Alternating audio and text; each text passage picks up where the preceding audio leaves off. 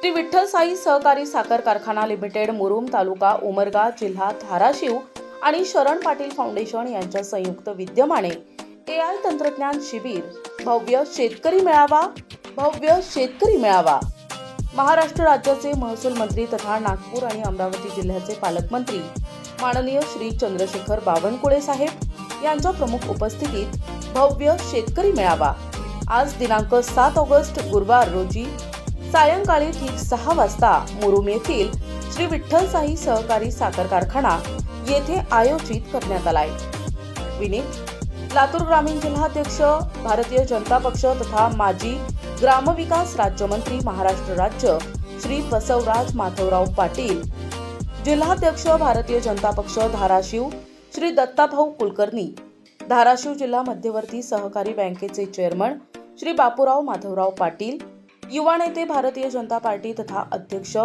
शरण पाटील फाउंडेशनचे अध्यक्ष श्री शरण बसवराज पाटील।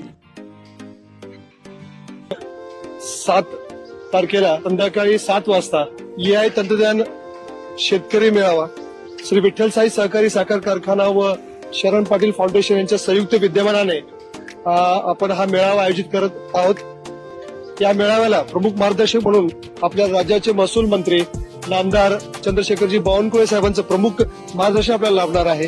आणि मी आपल्याला सर्वांना विनंती करत आहे की धाराशिव जिल्ह्यातील उमरगा, लोहारा, तुळजापूर या आमच्या सर्व तालुक्यातून मोठ्या संख्येनं शेतकरी बांधव या एआय तंत्रज्ञान शेतकरी मेळाव्याला आपण उपस्थित राहावं।